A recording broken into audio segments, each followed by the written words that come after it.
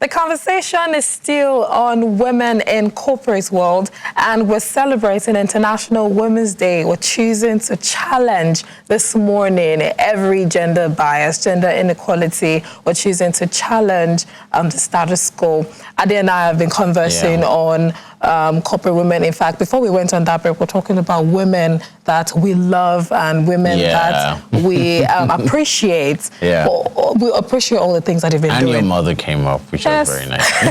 I mean, I have to talk about my mom. But, you know, we'll just wait till Women's Day, and probably Mother's Day, actually. We'll wait for Mother's Day. Today's Women's Day. So we'll wait for Mother's Day and probably Mothering Sunday to do more, a full appreciation conversation and all of that. Well, now, talking about women in corporate world, we're not going to have that conversation alone because we already have our guests seated with us in the studio this morning in person of Otumba Gbemisola Odunto. She founded the non-governmental organization known as Social Reformation Initiative, SRI. Then SRI through Gbemisola has contributed immensely to the emancipation of many women and youth in Ijebu land. She's currently the National Coordinator of Women, National Association of Small and Medium Enterprises, NASME, and is an active officer of the Lagos chapter. We want to say a very big welcome to you this morning for joining us on Tea or Coffee. Good morning. Good morning. Your smile is beautiful. Yes, it is. Happy International Women's Day. Thank you very much. Thank you very much for joining us now.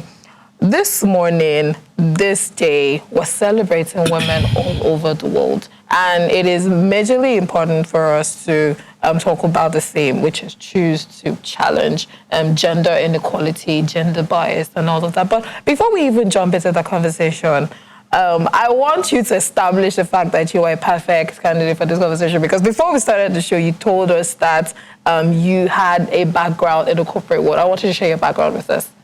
Well, I think it's a very good question you've asked me this morning.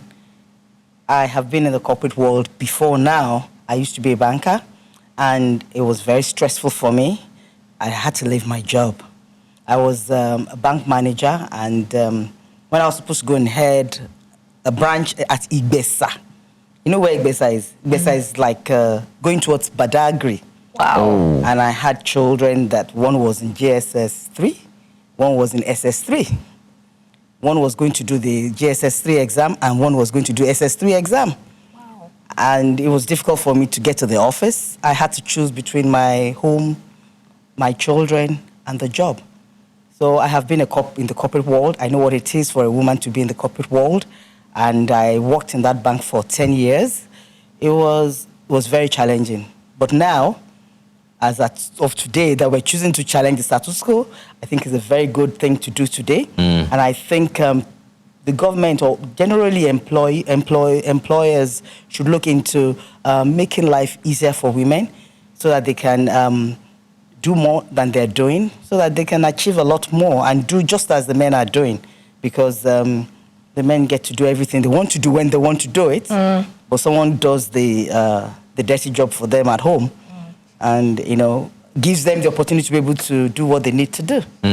Okay, from your experience, what does a corporate woman look like in our Nigerian society and even global society today? You're asking me my own experience, or what the world wants you to look like? All right, let's take from both angles. Yeah, okay. For example, they want you to be just exactly like the man. Okay. Even if you perform just like the man, you have to do twice as hard to be able to for you to be noticed. For example, they want you to get to the office at 7 in the morning or whenever the men get there. And even if you don't get there at that time, you can still achieve much more than the man. They expect you to, if they have meetings or strategy meetings, they put it on Saturday and Sunday when you're supposed to be with your family. Because the man can get to the office at 7 or whatever on Saturday morning, they forget that you have a family. So you have to be there. You are not considered at all. They believe that if a man can do, a woman can do it too. So that's the world, the corporate, the world wants us, what they want us to look like. But I don't believe that is the real thing. What's important is your output. Do you do what you're supposed to do? do you get the same results as the man?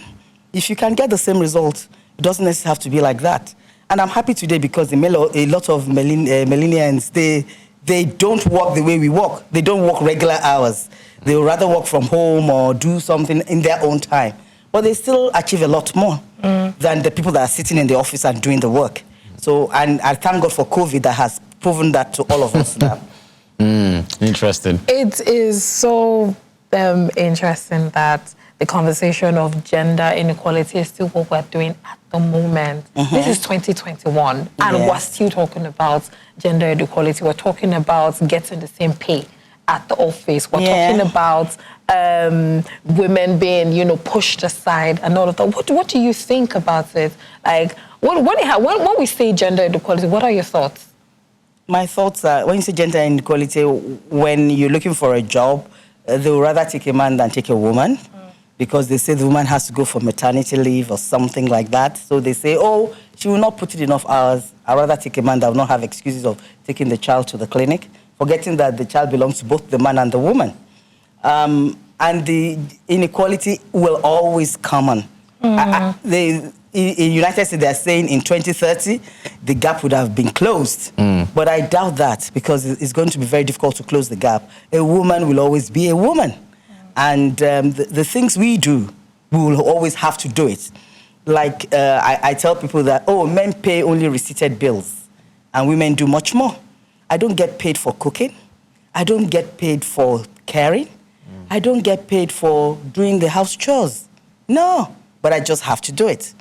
Whereas you live in the same house with the same man and he doesn't do any of those, but you're expected at the end of the day to do the same work he's doing in the office. Interesting. Okay, you know, one of my favorite conversations when it comes to gender conversations, you know, I'm more of an advocate of gender equity than gender equality. And you know, gender equity in terms of actually forming policies in the workplace in the country that actually considers the experience of what a woman should be like. But now, you know, we need to have a neutral conversation. Well, I need to, cover a neutral angle. And now my question to you now is that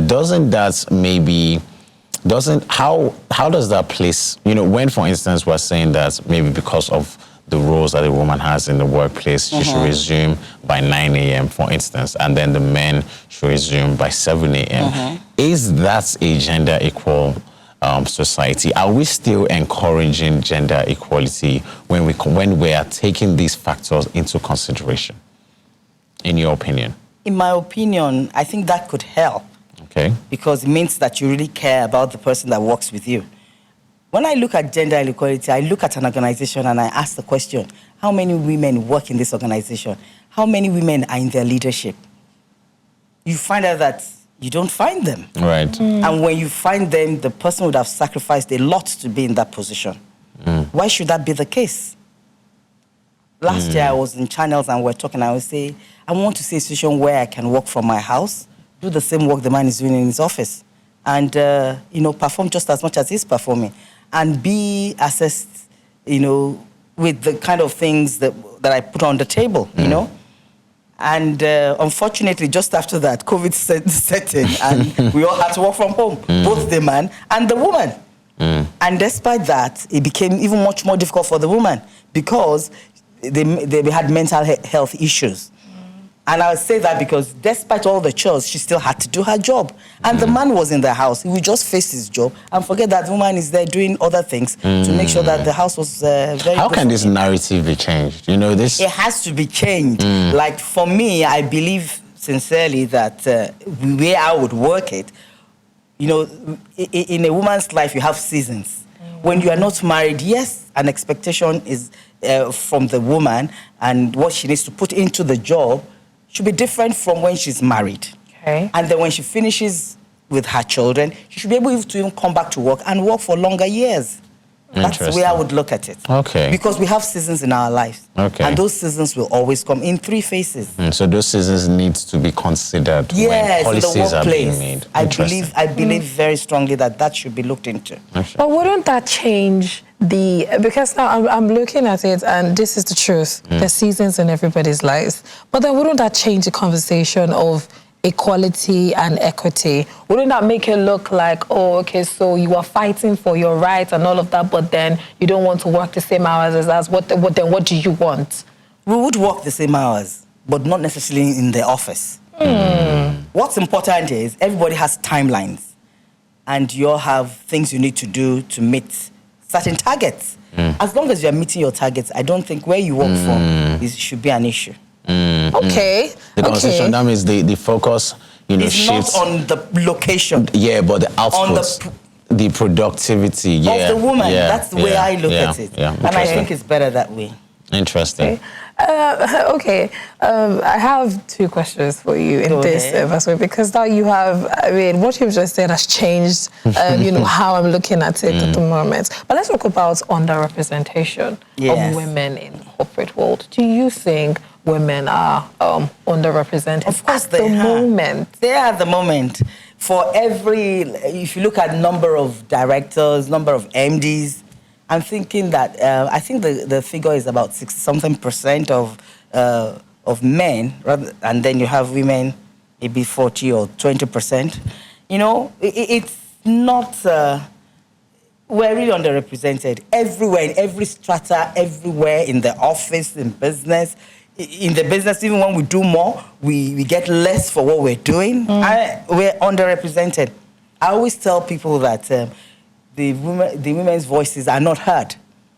But now they're forced to listen to our dance and our jubilation and victory. And in our dancing, they needed to look. Yeah. And in looking, they needed to talk about us. So at the end of the day, they started hearing our voices. That's where I always project it. You hold somebody, just like if you have a ram and you hold on to the mouth of the ram. You know that the ram will not talk, but will struggle. In the struggle, you still hear some noises. And then you begin to check what's happening there. That's what has happened to the women. They have kept quiet for so long.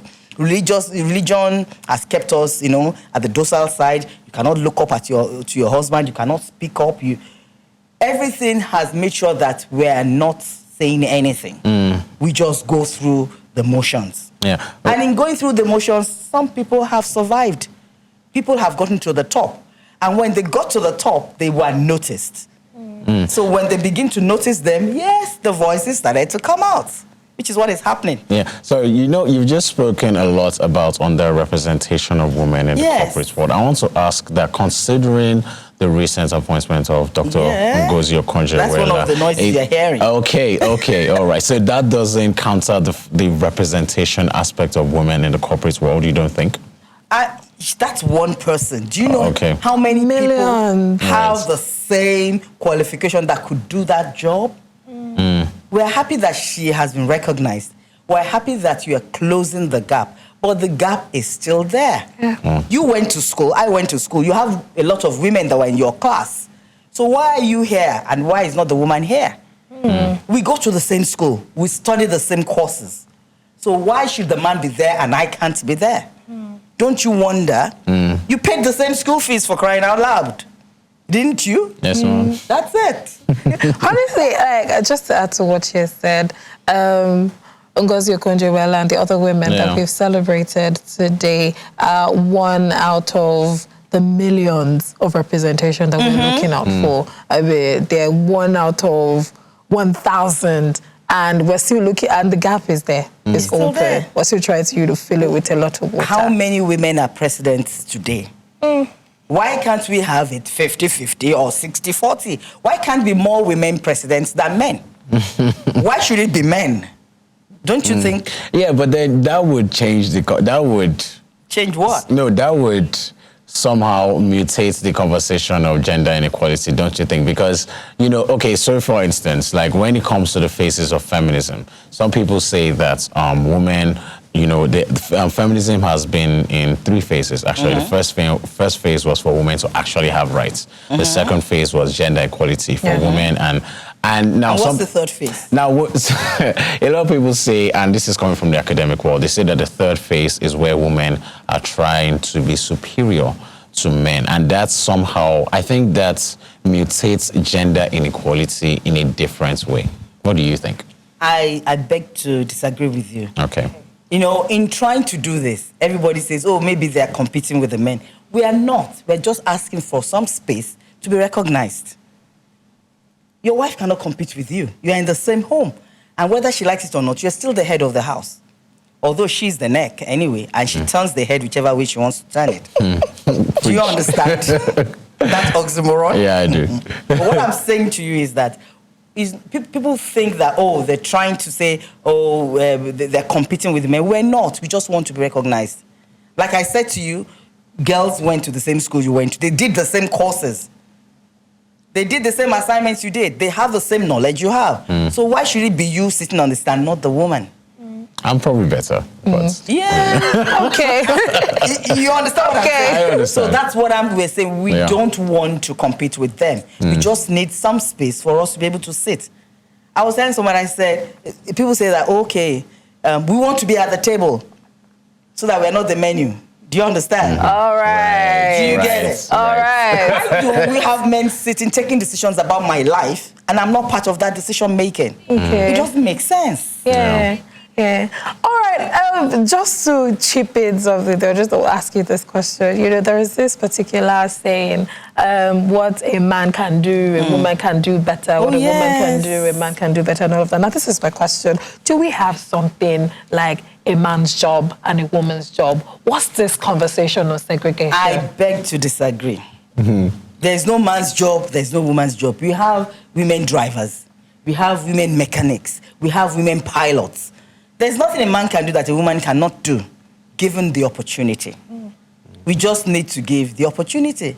My granddaughter used to sing us a song about any turkey can dance, that any turkey can dance, any turkey can dance, if it's given a chance, yeah. Do you understand? How about if we switch the tables? So can every man do what a woman can do? Yes. Why not? I think so. Okay. You can babysit for me, can't you? You can cook. certainly can, yes. I'm telling you that I've had the opportunity. Last December, my husband said, oh, I'm giving you a treat. And we traveled. I didn't lift a finger. I didn't do anything. He did everything. From cooking, washing. I was just there. Oh. So it means that men can really do it, but they just don't do. I love the angle that you brought this conversation from this morning, really. And I need to ask you, has organizations contributed to this gender bias and inequality in the workplace, especially in the corporate world? They have. What can be done? Like I was asking, I said, how many people are there that are women in this organization? Forgetting the fact that what the women bring to the table, it's very good for them. It increases your profit base. Why do I say that? You know, we are emotional people. We get to, if you're, for example, in High Impact, if you have a lot of men, they'll tend to retain your customers because they have a listening ear. They can understand where the customer is coming from. They empathize with you. Men, nah. All righty. Okay. All right. So I want to, let's talk about you for a second. And, you know, we're celebrating International Women's Day. We're looking at women in the corporate world. You know, before the interview, we're talking about some of the things that you do. Yeah. And, you know, you mentioned that you're actually CEO of your own business, agricultural business. Yes. So what kind of challenges have you faced as a female boss? Being a female boss? Yes. Okay, I am the CEO of Sophie Foods. Okay. We produce, which means we farm, we process after the production, and then we now put in packages and put in super stores. There are a lot of challenges. And because when I started, the people I was working with didn't think I could do what they were doing. You know, they just said, they felt they could cheat. But I believe that if you have a good knowledge of what you're doing, I will not send you on an errand that I cannot do myself. For example, I can drive the tractor. Nice. I can drive a lorry. Interesting. So if you're using a machine, our flagship product is Gary. We have machines that do the Gary, and when they're working with you, they psych you. If they say, oh, we're not doing this, if you go there and do the thing, they will follow up quickly. Those are the challenges. They always underrate what a woman can do.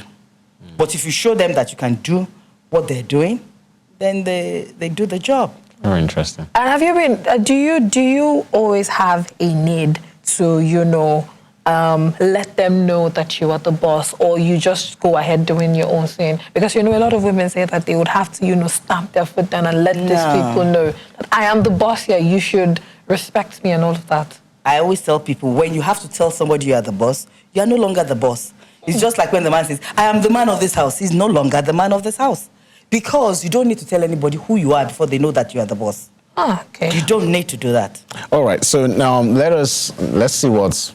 Okay, so, these gender conversations can be quite impossible if it is in the grain and metrics of how a community works. And what sometimes defines this metrics of how a community works, the DNA of a community, is the government. So, the government has a role in, whether it comes to tribal matters or insecurities, or now in this particular case, gender relations, they have a role to play. What do you think the government can do? What role do you think the government can play in bridging the gap between the both genders?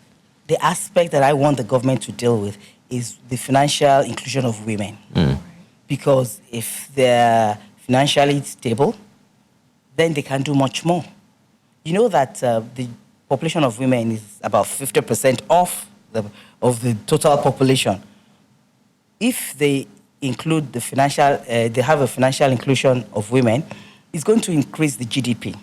And they need to do that by helping the financial services providers to do a better job than they're doing now. All right. For them to give us products that we can use, not just use, but that are, quality products. Give me loans that don't have high interest rates. Be able to help the woman, because they know that most of them, I'm talking about the micro business women, they don't take their money to the bank because they don't trust the banks. Do you know how long the queues are to get money from the ATM? So the woman rather tie her money around herself. Risk. Number two, if the government can let the banks make products being supported by the government, guaranteed by the government, it's going to help a lot of women do better business. If they do better business, the GDP of the nation is going to get better. It's very important. The financial inclusion of women is key. And that needs to be supported by the government. I'm saying the subject or the kind of woman I'm seeing in this answer you've given is the market woman. Please correct me if I'm wrong. You're talking about the corporate woman. Yeah, no. I'm telling you about the market woman, because they form the majority of the women around. If you go on a street, there's hardly any street that you go that you don't find either a shop or someone selling something at the side. Very true. That is what a Nigerian woman is. And why is she doing that? Because she needs to take care of her home. Yeah, please, I don't want it to seem like I'm trying to bust a pin in your bubble, but I think I really like this point you're coming from the market woman. There's not a lot of focus on the market woman. I'm preaching for my financial inclusion. Yes. Focusing on the market woman and tying it to the GDP is actually not. It's not a crazy idea. Actually, it's an idea that can actually improve the economy. Of the country. But let's talk about education on the part of this market woman. Is there a role of education? In playing in the education of this market literacy. Woman? Okay. That's what comes from that. Okay. If you want to include them, then you have to do financial literacy. You have to let them know that going to the bank, having a track record, will get them facilities that they need to scale up their businesses. Right, right. Quickly, before you go, let's talk about the Nigerian Association of Small and Medium Enterprises Women Wing, the International Women's Day conversation that's coming up very soon. What is this event? Okay, because we're choosing to challenge, and you know that when you challenge, there's going to be change, because we'll be challenging something. Nigerian Association of Small and Medium Enterprise, this International Women's Day, we're going to be challenging women, family law, and property rights. And I was talking to you about financial inclusion. Financial inclusion is key for us because as business people, we believe that if we have property rights in a family, in a home, we're going to be able to access credit from banks. And we believe that a lot of women don't know what their rights are. They really don't know. You see a man can send a woman out of the house packing without taking a pin. And whereas they started the family from scratch before they built the house, do you want to tell me that there was no contribution from the woman into building of the house. When a man will say, I'm building a house, so no food money. What does that mean? Like I said, men pay only receipted bills. So how do you account for the money she spent while you are building the house? So we want, for what we're doing, we're going to be treating that aspect and say, the family law, how does it affect the woman? A woman dies and the family members come and take over the properties. You have to know what your right is so that you know what you're asking for. You know how to deal either legally with it, how you deal with it social culturally, and so that you know what is the culture telling me. Someone say, oh, she doesn't have a male child, so she's not entitled to anything. What kind of rights do we have? Are we just there as baby boomers, or just to give birth, do the work, clean the house, cook the food, clear for you? Is that all we're there for? And when we're spent, we are dumped?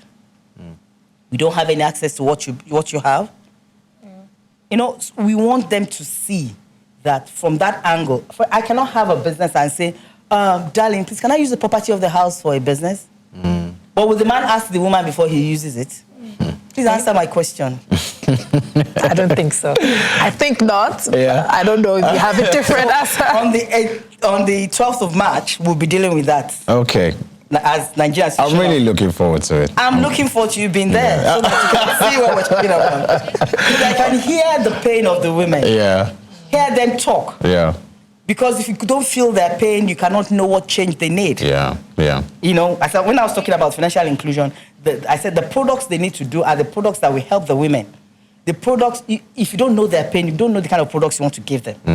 And, you know, even if you get loans, and a lot of men pay back their loans more than men. But if you do what is befitting for them, what is good for them, what they can use, you know, according to their needs, you find even many more women paying back. You know, I find the conversation of feminism always interests me and amazes me because, you know, some women, like, I mean, and I feel like I'm getting that energy from this interview. Okay. Yes. You know, some women, when they're discussing feminism, they want to paint women as much better human beings, better, you know, as productivity, as men, and all these kind of things. But I'm very worried about gender inequality mutating into something that is worse than what it is now. Because if we know anything about, you know, for instance, when a person who has been oppressed for a long time, when they get on top, they tend to oppress they tend to replicate the behavior of oppressors. But this time it gets worse because now they don't want to get back to their position there, so they do everything. So, you know, that's why I get very worried about, you know, how gender inequality can mutate into something much worse because of, you know, of the attitude of feminism and whatnot. Please correct me if I'm wrong, however. That you cannot say. Okay. Because we haven't been to that point before. Okay. So when we get there, we'll cross the bridge. Fantastic. I think that, honestly, when we're doing the women conversation, it is not about painting women as being better humans. It is just us voicing our opinion, voicing our grievances, the kinds of struggles that we've been through, the kinds of stress that we've been through. Remember the conversation we were having about understanding and being in somebody's shoes. The only way you can, know these things is by actually, voicing it out. If I haven't told you about my struggles as a woman, you wouldn't know. Right. If I haven't told you about my pain, probably sexual harassment, being relegated, being pushed aside, you probably wouldn't know. Right. And it's just me saying that, okay, I am good at this thing and I shouldn't be set aside. I shouldn't be, dumped. I mean, I like the question what she said. I mean, you were in class with some other girls and they were very good too, probably better, but okay. I know you're going to raise your arm, but it's just a joke. It's just a joke. But all the same, that everybody deserves a seat on the table. Yes, indeed. And that is why we're choosing to challenge this morning. And when we challenge, change will come. Thank you so much, Thank you very much for joining us this morning. It is a very fantastic conversation. We hope to have you again on the show to have more conversations. Thank you so much. Conversation is on women in the corporate world. We're celebrating International Women. I choose to challenge the status quo. Thank you. I choose. Let us see your sign. I do choose to challenge gender bias and gender inequality in our society today. Until next time on Tea or Coffee, have a wonderful day. Goodbye.